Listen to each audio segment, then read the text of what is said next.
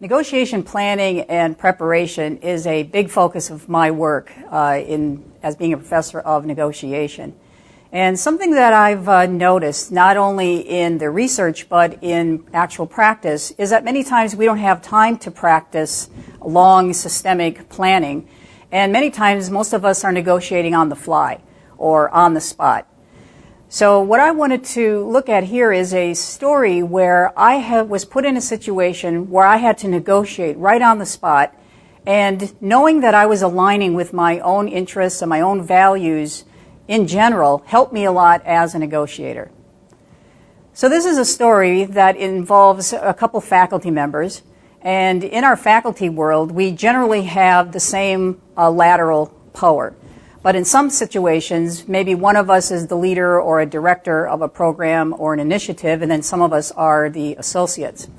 So in this particular case, I was the associate for director of a new program, and he was a relatively new member to campus, and he had asked me to take on the initiative where I would look across the campus and find faculty who would do and create programs to integrate our on-campus curriculum with the global experience, that is, field experience.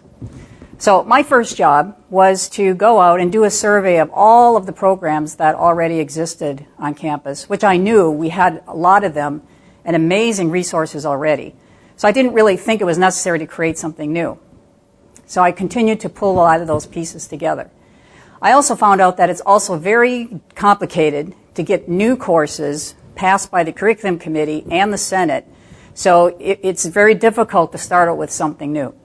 And in general, this is not the way you would incentivize faculty to start a program. They need to use their own contacts, their own experience, and their own love for these different parts of the world to offer courses. So I didn't see that it was going to work for me to tell them they should do a course in such and such. So this went on for about 6 months, and he just kept saying I needed to create a new program. It had to be this new, sparkling program. So we met in his office on this one day, and it always has to be in his office, first of all. He had a round table that we sat on the table, and we were discussing my presentation of how we could take the original courses that we already have, bundle them into this new initiative, and just give it a new name, give it a new organization. And he kept getting very frustrated with my presentation. And ultimately, he started leaning in toward me, and he started getting really angry and extremely frustrated, and he started to yell at me. And I could feel my heart start to beat, and I could feel my hands were getting a little trembly. And I remember I put the pen down on the desk, on the round table, and I put my hands on my thighs under the table, and I made sure that my feet were planted on the ground. And I felt like I had to connect with myself a little bit first. And I took a deep breath, and then I sat back in the chair. And then I said to him, "This must be frustrating for you too."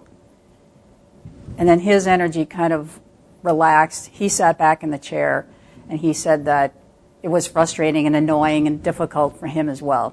So eventually we started to talk about how we would use these existing programs, show his face on the outside that it would be his program, and just package it, and he could be the star as the result.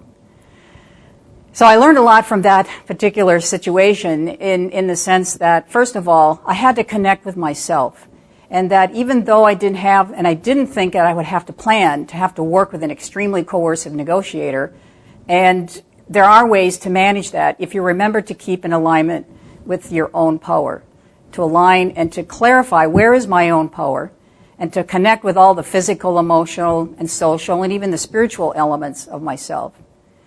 So what I learned from that experience is that even if we can't do a lot of systematic planning, to always remember first, what are those non-negotiables for you, and how can you connect with all of those elements and dimensions of yourself.